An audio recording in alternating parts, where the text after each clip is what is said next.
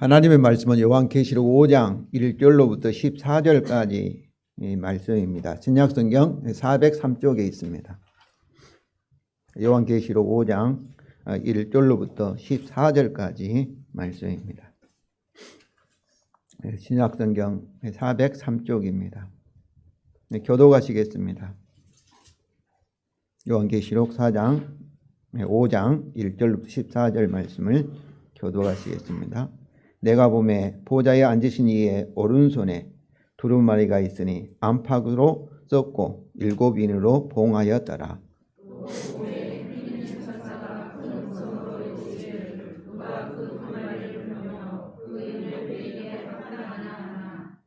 하늘 위에나 땅 위에나 땅 아래에 능히 그 두루마리를 펴거나 보거나 할 자가 없더라.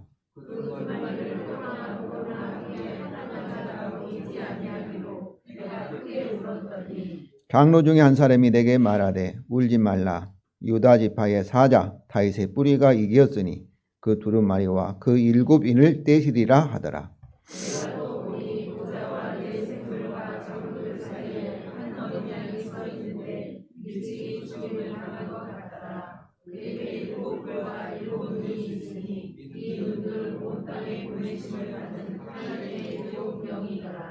그 어린 양이 나와서 보좌에 앉으신 이의 오른손에서 두루마리를 취하시니냐.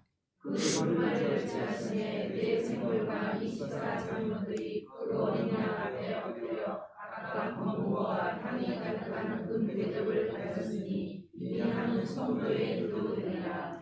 그들이 새노래를 불러 이르되 두루마리를 가지시고 그 인봉을 떼시기에 합당하시도다. 일찍이 죽음을 당하사 각 족속과 방언과 백성과 나라 가운데서 사람들을 피로 사서 하나님께 드리시고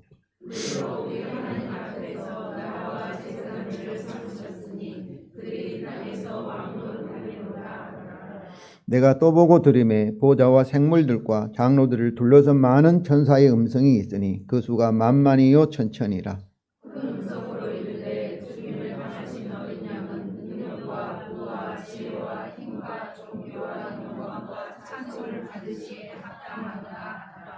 내가 또 들으니 하늘 위에와 땅 위에와 땅 아래와 바다 위에와 또 그 가운데 모든 피조물이 이르되 보좌에 앉으신 이와 어린 양에게 찬송과 존귀와 영광과 권능을 세세토록 돌릴지어다 하니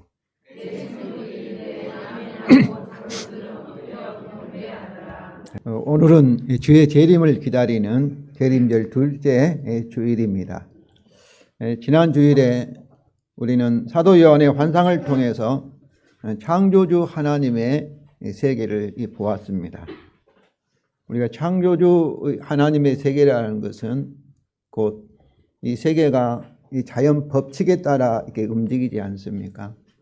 그런데 하나님께서 마음대로 하시는 하나님이 아니라 하나님께서 우리 사람을 다루실 때도 항상 이게 창조의 언약에 따라서 우리를 다루십니다.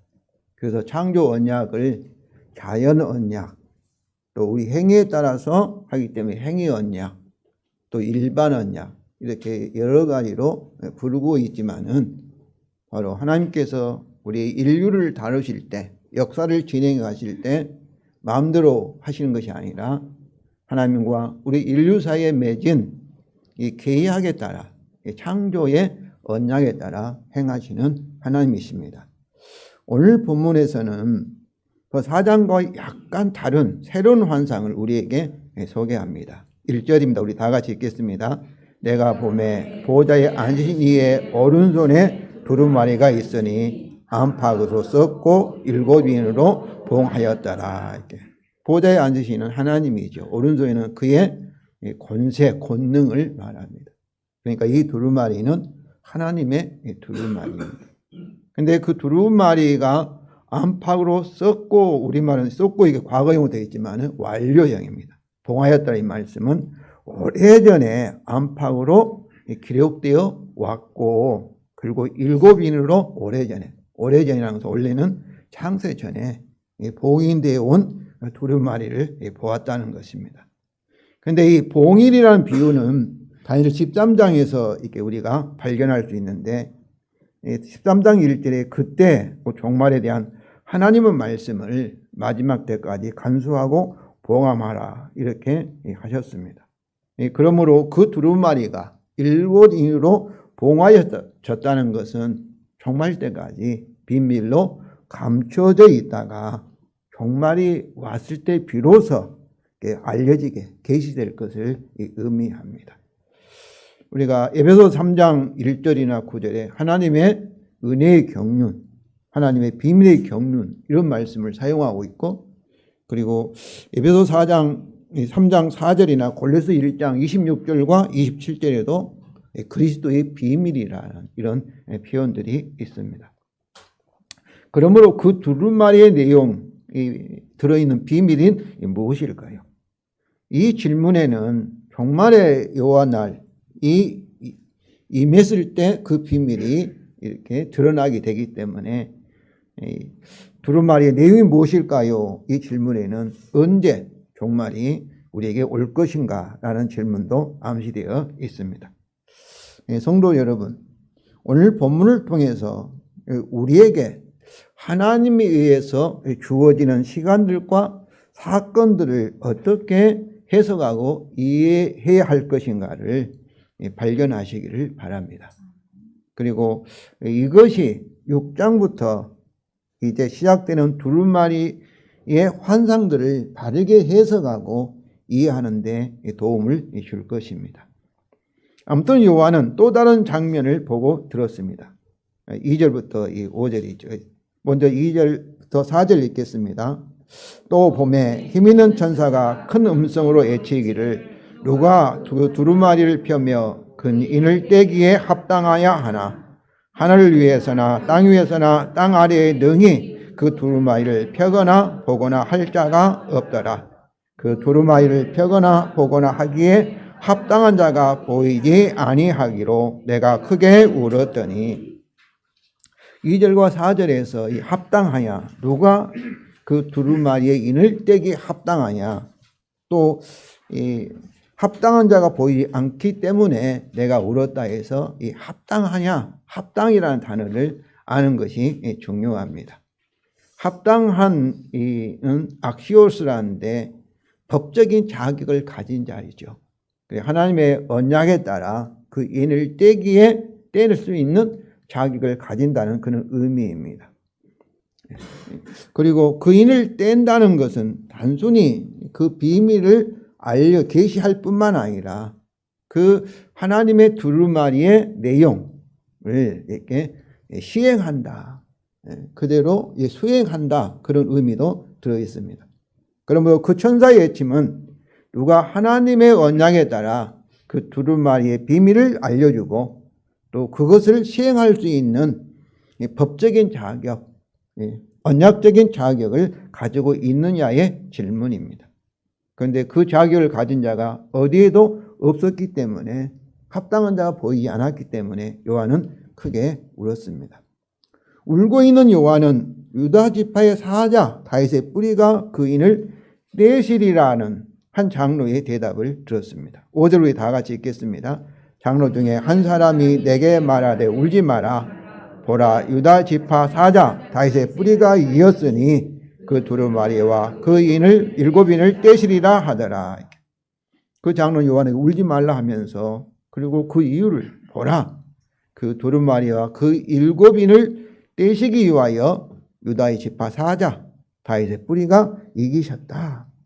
그 두루마리와 그 인을 떼시리라 라고 말을 하였습니다. 여기서 이기셨다는 부정과거로 과거의 단번에 완전한 승리를 이렇게 의미합니다.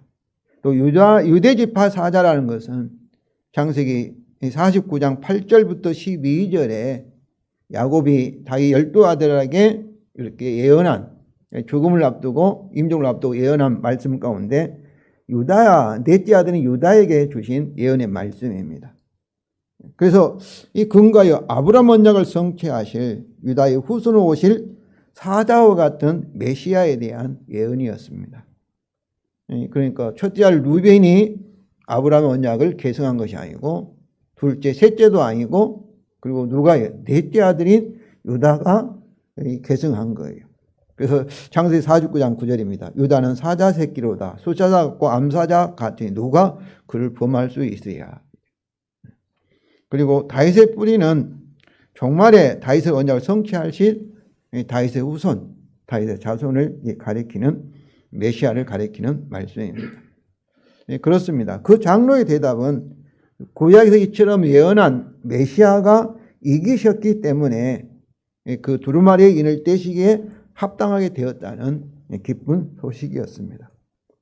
또한 이것은 그것의 인을 뗄 수 있게 되는 구약이 예언한 종말이 이미 왔다는 의미입니다. 갈라디아 4장 4절을 다 같이 읽겠습니다. 때가 차매 하나님이 그 아들을 보내사 여자에게 나게 하시고 이렇게. 때가 찼다. 이렇게. 하나님이 정한 때 여호와 날이 왔다. 그런 말씀이죠.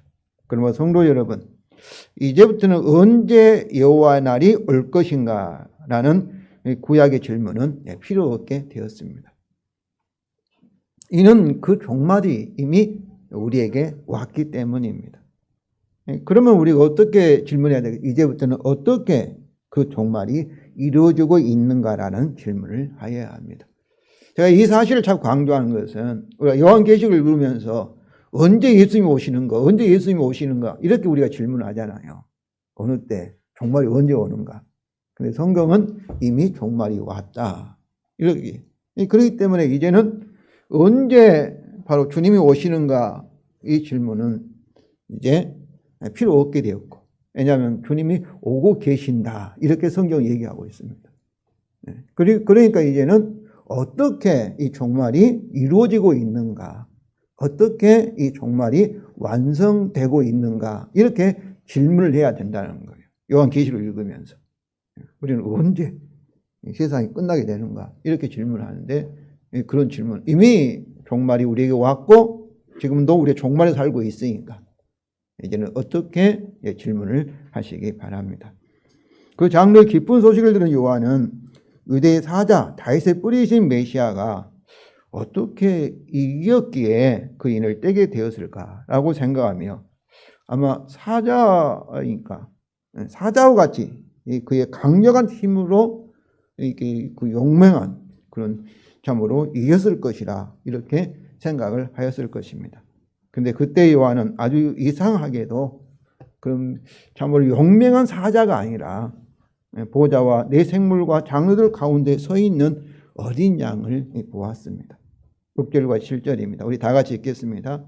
내가 또 보니 보좌와 내 생물과 장로들 사이에 한 어린 양이 서 있는데 일찍이 죽임을 당한 것 같더라. 그에게 7뿔과 7눈이 있으니 이 눈들은 온 땅에 보내심을 받은 하나님의 7영이더라. 그 어린 양이 나와서 보좌에 앉은 이의 오른손에서 두루마리를 취하시니라.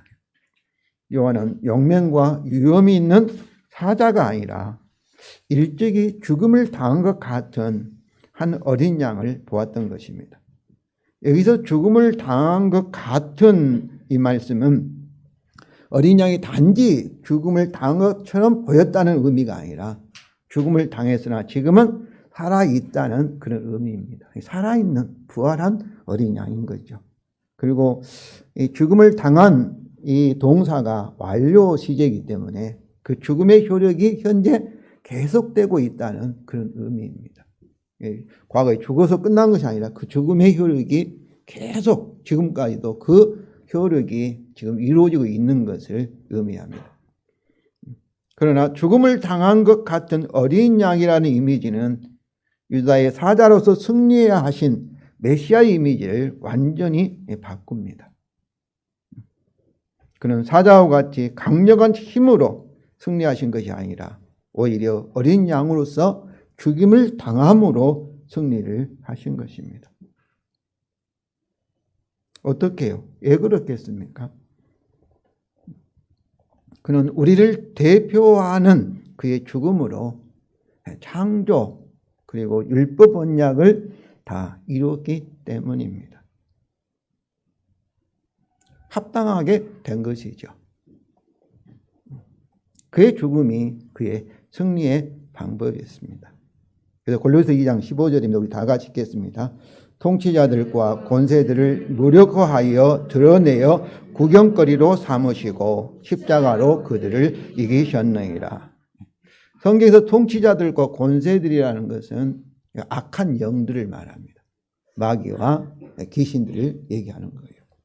그런데 어떻게 참으로 이렇게 그리스도가 그들을 이기셨어요?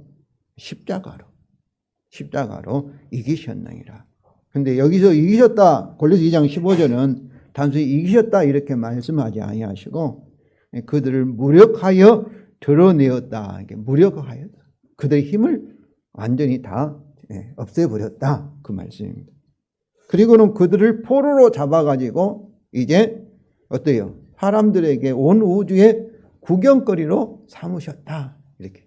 그런데 결론적으로 십자가로 그들을 이기셨다. 이렇게. 어떻게 십자가로 이런 이 마귀들 그리고 우리에게 저주와 사망을 주기를 하는 그런 귀신들을 이기셨어요?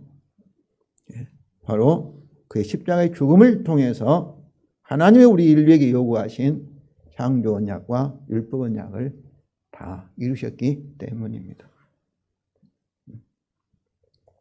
요한은 그 어린 양의 죽음으로 참 승리한 결과인 그에게 7뿔과 7눈이 있는 것을 보았습니다. 7이라는 완전수잖아요. 뿔은 이 권세지요.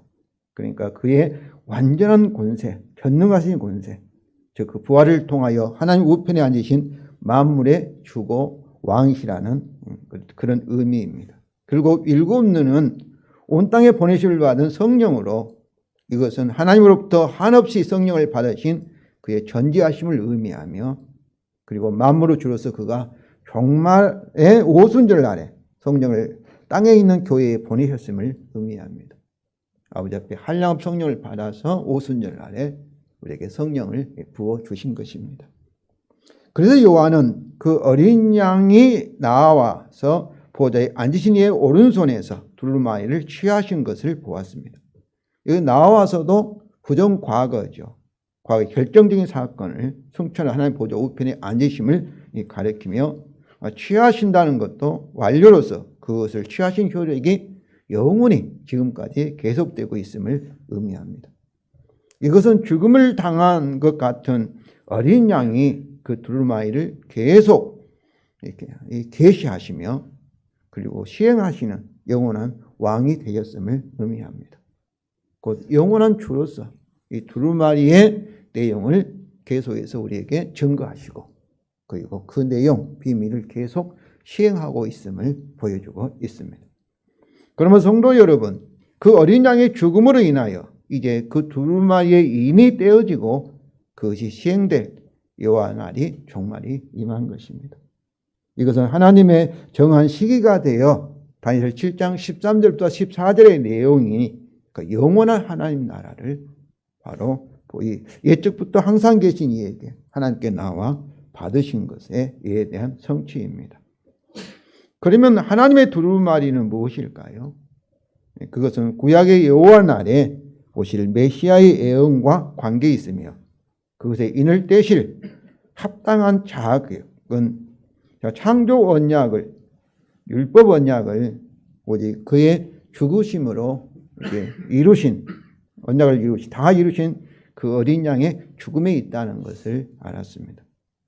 오직 그의 죽음을 통하여 구약 예언이 성취되는 여호와 날이 임하였다는 것이죠.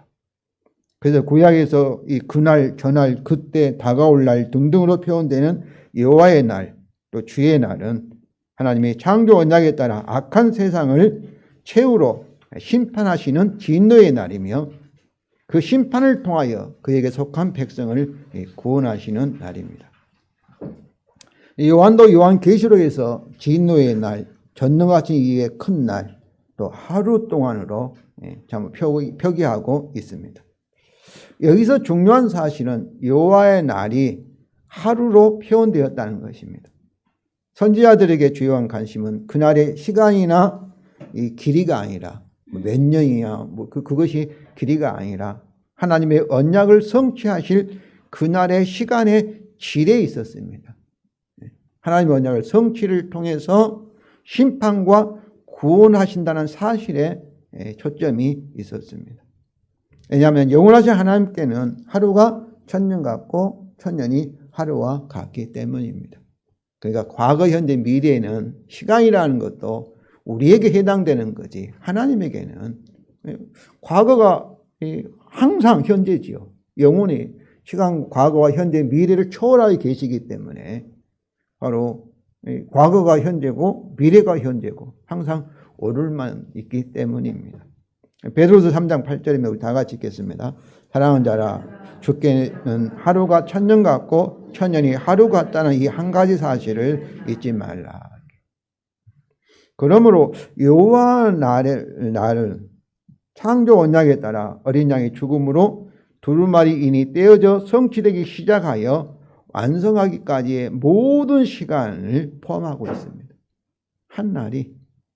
그러니까 지금 2000이 지났는데 언제 이제 주님 오실 때까지 그 어떤 2000년, 3000이 될지 모르지요. 또 내일일지 모르지만은 여호와의 날, 이 하루, 이 한 날에 그 시간을 포함하고 있다는 것입니다. 그러니까 예수님의 초림과 재림에 있는 모든 사건, 모든 시간이 여호와 날, 종말이라는 단어 속에 다 포함되어 있다는 것입니다. 그러므로 하나님의 두루마리는 창세 전부터 삼위 하나님 사이에 세우신 구속 언약입니다. 그것은 여호와 날의 창조 언약에 따라 세상에 대한 하나님의 심판과 그 심판을 통한 하나님의 백성의 구원을 약속한 구약 성경과 그리고 그 어린 양의 죽음으로 모든 약속을 성취한 신약 성경이라고 할 수 있습니다. 그래서 두루마리 안에는 창세전에 기록한 신약 성경이 있고 그것의 바깥쪽에는 구약 성경이 기록되었을 것입니다. 그러므로 그것은 예수 그리스도의 계시, 그 이후에 이런 날들, 그리고 6장부터 계속돼 계시되는 환상들, 그리고 요한계시록 22장 18절과 19절에 이 두루마리의 예언의 말씀이라고 할 수 있습니다. 성도 여러분, 우리는 이 사실을 그 어린 양에 대한 네 생물과 장로들과 천사들과 모든 피조물의 경배와 새 노래의 찬양을 통해서도 확인할 수 있습니다. 그 어린 양이 두루마리를 취하심에 네 생물과 24 장로들은 그 어린 양에게 경배와 찬양을 드렸습니다. 먼저 8절입니다. 우리 다 같이 읽겠습니다. 이를 취하심에 네 생물과 24 장로들이 그 어린 양 앞에 엎드려 각각 검은과 향이 가득한 큰 대접을 가졌으니 이 향은 성도들의 기도라. 바로 이 말씀은 바로 두루마리를 취하심에 네 생물과 그리고 24 장로들이 그 앞에 엎드려서 이건 경배했다, 예배드렸다 그 말씀이죠. 그런데 예배의 내용이 검은고는 찬양을 의미하죠. 그리고 향이 가득한 금 대접은 성도의 기도니까 성도들의 기도를 받아서 하나님께 드리면서 경배를 드렸다는 것입니다. 이제 네 생물과 24 장로들의 새 노래의 찬양입니다. 9절과 10절 우리 다 같이 읽겠습니다. 그들이 새 노래를 불러 이르되 두루마리를 가지시고 그 인봉을 떼시기에 합당하도다. 왜냐하면 일찍이 죽음을 당하사 각 족속과 방언과 백성과 나라 가운데서 사람들을 피로 사서 하나님께 드리시고 그들로 우리 하나님 앞에서 나라와 제사장을 삼으셨으니 그들이 땅에서 왕노릇 하리로다 하더라. 그러니까 그들이 찬양의 새 노래라 이렇게 말합니다. 새 노래를 불렀다. 여기서 새 노래라는 것은 시간적인 새로움이 아닙니다. 질적인 새로움을 이렇게 의미합니다. 이는 어린 양의 죽음으로 여호와 날이 이미 성취되었고 또 그의 죽음을 통해서 창조 율법 언약이 다 이루어져서 그와 부활 이후에 인류의 역사, 시간의 질적인 변화가 가져왔기 때문입니다. 우리가 언약도 바로 예수님이 십자가에 죽으시고 부활하기 전까지는 뭐라고 율법 언약을 옛 언약이라고 합니다. 근데 그의 죽음을 통해서 이제 하나님과 우리 사이에 있는 언약을 무슨 언약 말해요? 새 언약이라 이렇게 말합니다. 바로 요한복음 15장에서 바로 이스라엘 백성과 하나님의 이거 비유를 포도나무라고 얘기하잖아요. 이스라엘 백성, 포도원이에요.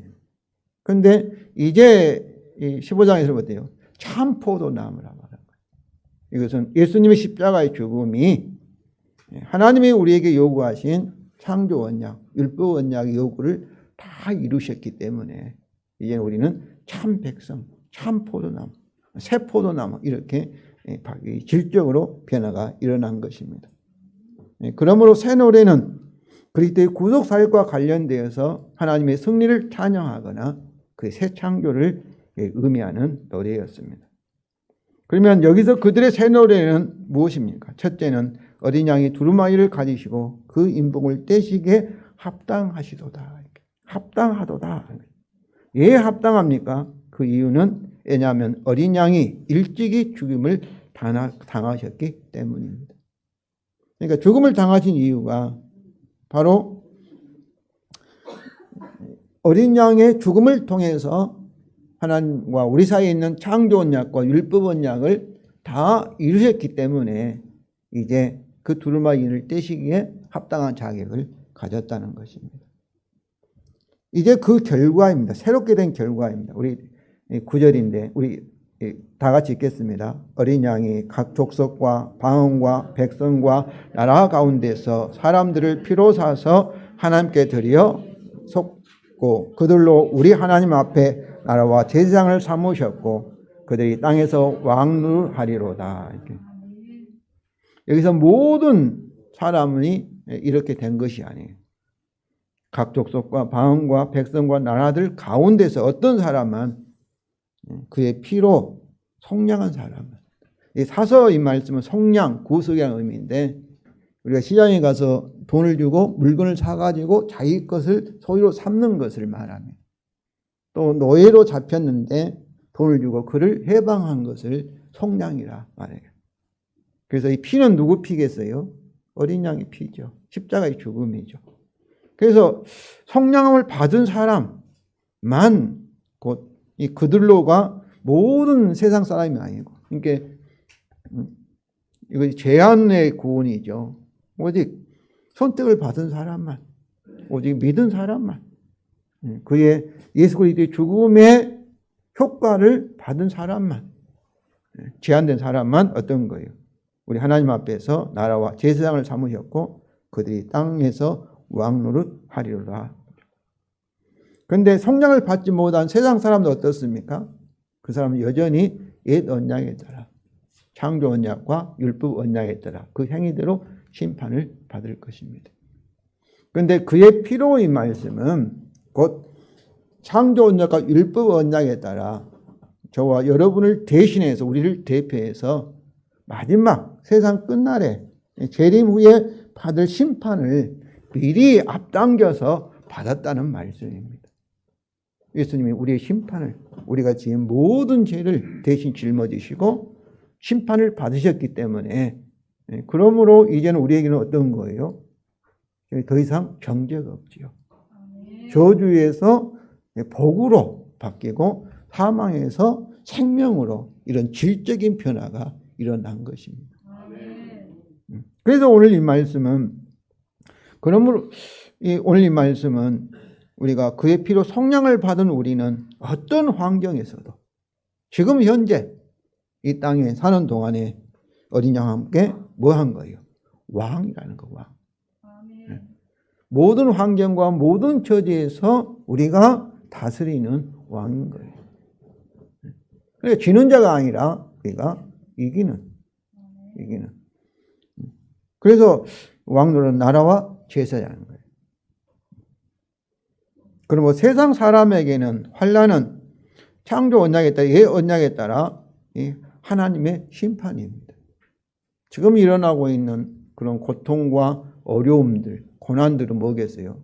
마지막에 최후에 받을 심판을 미리 맛보기로 그들은 받고 있습니다. 그러나 그의 피로 속량을 받은 우리에게는 동일한 환난이 하나님의 심판이 아니라 뭐예요? 우리 구원을 위한 그의 사랑의 섭리입니다. 왜냐하면 우리가 받아야 할 저주와 심판은 어땠어요? 이미 십자가에서 어린 양이 대신 받으셨기 때문에 그렇습니다. 그래서 로마서 8장 28절입니다. 우리 다 같이 읽겠습니다. 우리가 알거니와 하나님을 사랑하는 자 곧 그의 뜻대로 부르심을 입은 자들에게는 모든 것이 합력하여 선을 이루느니라. 모든 것, 이 모든 것 속에는 우리에게 뭐 좋은 것도 들어있고 형통하고 들어있고 어떤 때는 형통하지 못한 뭐 가난이라든지 뭐 질병이라든지 뭐 어려움도 환난도 여기에 포함되어 있습니다. 그런데 이 모든 것이 뭐 재수 없으니까 우리에게 주어진 것이 아니라 어떤 거예요? 하나님의 계획과 우리에게 섭리가 있어. 어떤 섭리입니까? 우리에게 유익을 이루기 위한 하나님의 섭리가 들어있는 거죠. 그리고 환난 중에도 우리가 어떤 거예요? 우리가 소망을 가지고 즐거워할 수가 있는 거예요. 이런 어린 양의 죽음이 우리에게 합력한 선을 이루도록 우리의 모든 것을 질적으로 새롭게 하셨기 때문입니다. 그래서 예를 들면 지금 이후로 주 안에서 죽음도 어떠다는 거예요? 복이 있다. 이렇게 하늘의 음식 하나님이 선언하신 것입니다. 그러니까 우리가 당하고 있는 어려움들 뭐 이것도 우리가 어떻게 봐야 되는 거예요? 복음의 눈으로 보면은 그것이 하나님의 가장된 축복이다. 이렇게 복이다. 그래서 우리가 범사에 감사하고 즐거울 수가 있는 것입니다.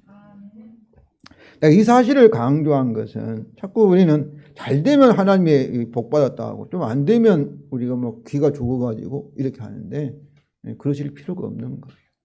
어떤 환경, 어떤 처지에서 우리는 복음에 의해서 우리는 복의 사람이고 우리는 어떤 환경, 어떤 처지에도 이길 수밖에 없고 우리가 왕이고 결국 어떤 환경, 어떤 처지에 우리는 이길 수밖에 없고 복음의 약속대로 되는 사람인 것을 여러분 아시기를 바랍니다. 지금 죽어간다 할지라도 우리가 더 좋은 그걸 통해서 더 좋은 복음의 약속이 내게 이루어지고 있다. 이렇게 여러분이 아셔야 합니다. 그러니까 복음을 알고 믿는 사람은 우리에게 주는 이 역사, 우리에게 일어나는 사건들을 해석할 수 있는 지혜가 생기는 겁니다. 이런 눈으로 해석하지 않는 사람은 세상 사람과 같이 해석하는 사람은 복음에 참으로 바르게 알았다고 할 수가 없어요. 그러니까 그런 사람은 흔들리는 거죠. 잘 되면 기쁘고 못 되면 막 우울하고 막 그럴 필요가 없는 거예요. 우리가 두려움이 없는 거죠.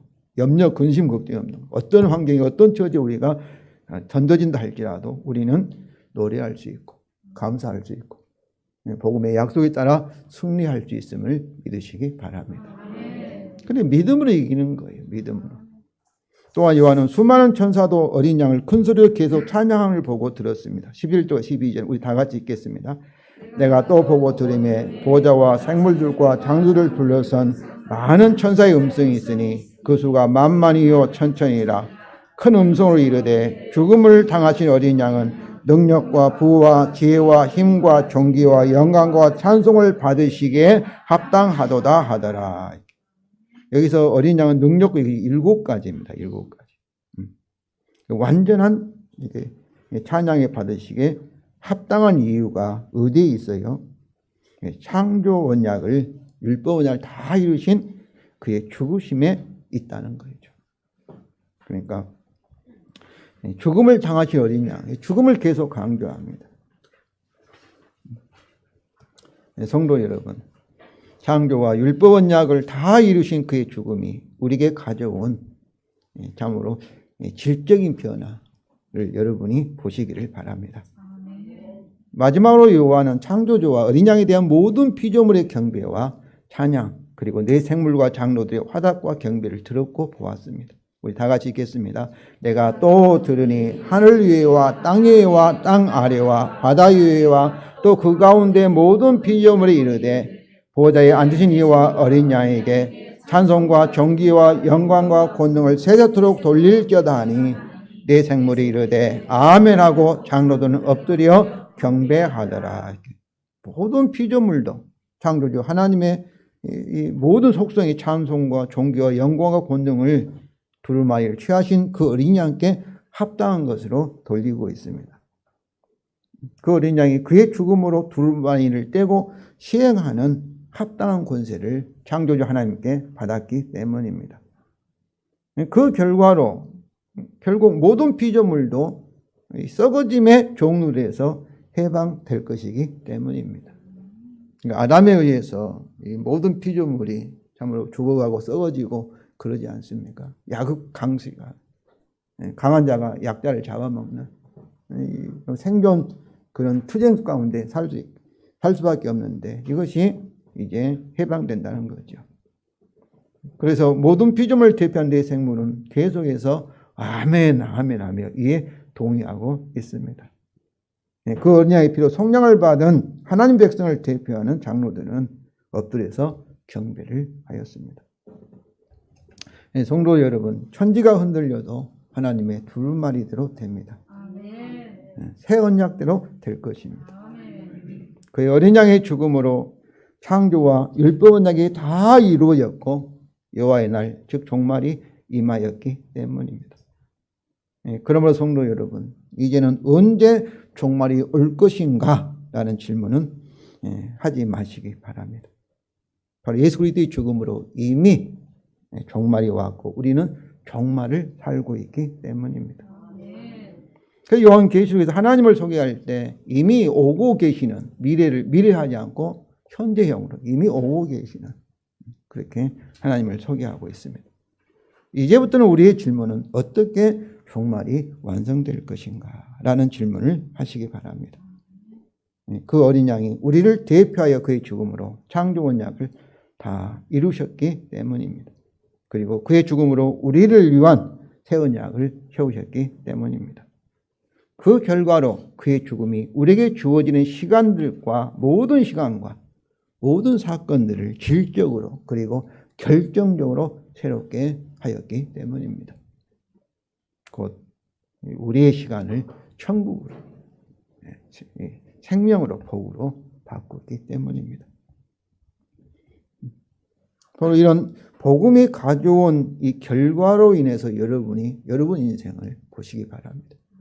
창세기 12장 2절에 참으로 저주의 사람, 참으로 이렇게 사망의 사람 아브라함을 불러서 하나님은 뭐라고 했습니까? 너는 복이 될지라. 너만 복이 될 거야. 너를 통해서 땅에 있는 모든 족속이 복의 사람이 될 것이라. 이렇게 하나님은 약속하지 않습니까? 이제는 그리스도 예수 안에 여러분 자신이 정말 복된 자. 하나님 나라에서 없어서는 안 될 하나님이 기뻐하고 사랑을 받는 자인 것을 아시기 바랍니다. 성도 여러분, 이것을 아는 것은 아주 중요합니다. 우리 주 예수는 유대 사자가 아니라 죽음을 당한 어린 양으로서 현재 하나님의 두루마리에 인을 떼시고 그리고 시행하고 계시기 때문입니다. 우리 주 예수는 사자가 아니라 죽음을 당한 어린 양으로서 우리의 고난, 약함을 통하여 이기게 하시기 때문입니다. 오히려 약할 때 어때요? 주의 강함이 나타나기 때문입니다.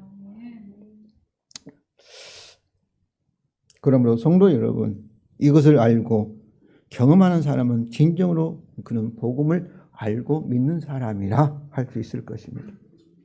그러나 이것을 알지 못하면 어떠겠어요? 복음을 안다 하고 믿는다 한다 할지라도 그는 복음을 바르게 안다. 그리고 복음을 바르게 믿고 있다 할 수 없습니다. 우리가 성경만을 해석한 것이 아니라 성경을 통해서 나를 해석하고 역사를 해석하고 우리에게 일어난 사건들을 해석하게 하는 것이 어때요?